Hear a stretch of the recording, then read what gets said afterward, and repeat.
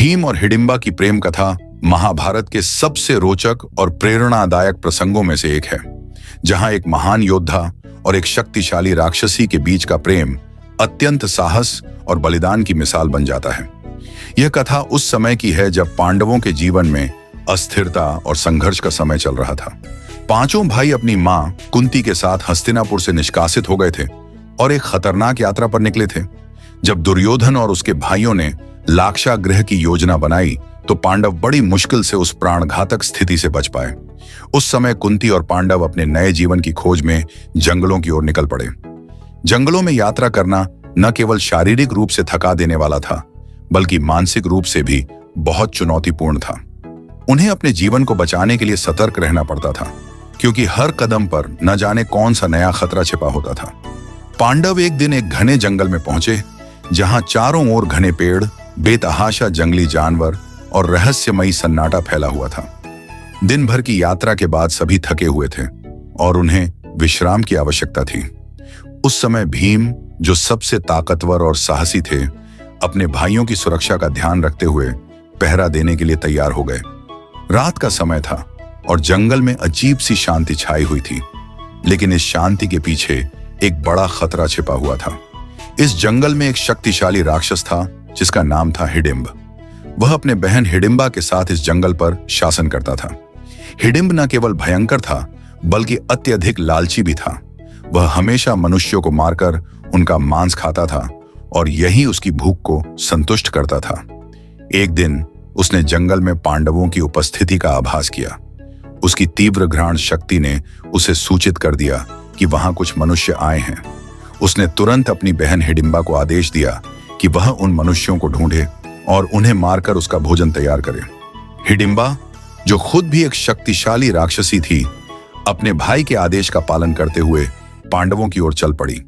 जब वह उनके पास पहुंची तो उसने भीम को देखा, जो अपने भाइयों और मां की सुरक्षा कर रहे थे। भीम का व्यक्तित्व अत्यंत आकर्षक था। उनका विशाल शरीर, उनकी शक्ति और उनकी निडरता ने हिडिंबा को मोह लिया। उसने जैसे ही भीम को देखा, वह तुरंत उनके प्रेम में पड़ गई।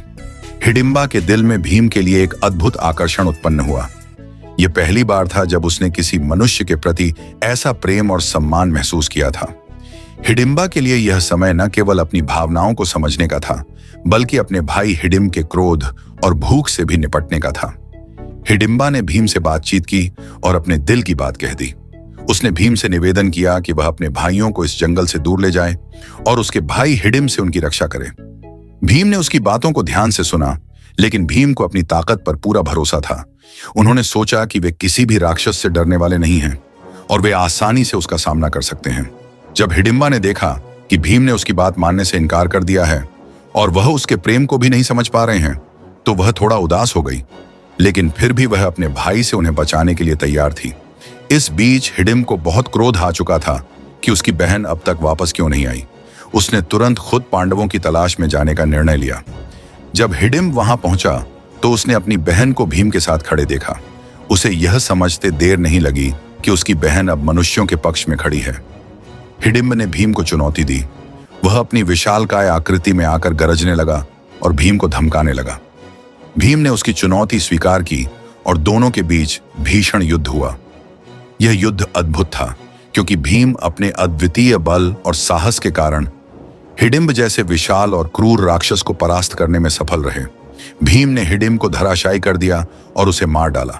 इस तरह पांडव एक बड़े संकट से बच गए। हिडिंबा ने जब देखा कि भीम ने उसके भाई को मार दिया है तो वह दुखी हुई, लेकिन साथ ही उसे गर्व भी हुआ कि भीम ने उसके भाई का अंत अपनी वीरता से किया।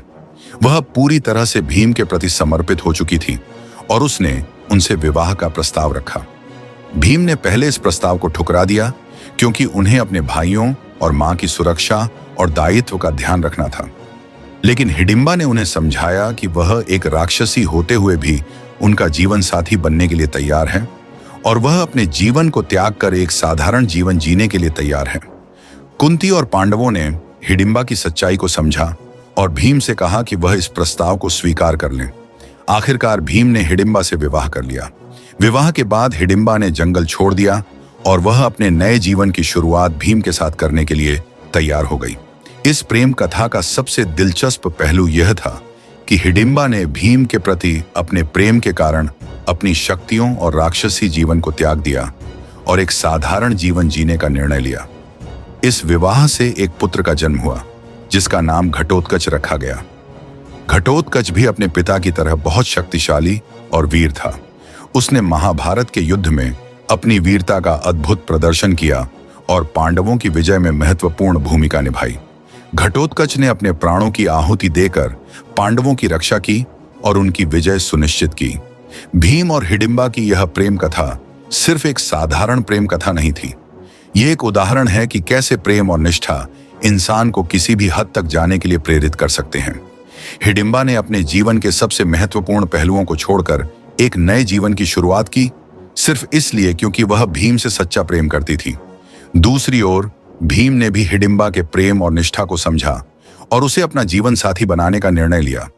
यह कथा हमें यह भी सिखाती है कि प्रेम में साहस, बलिदान और निष्ठा का महत्व कितना अधिक होता है।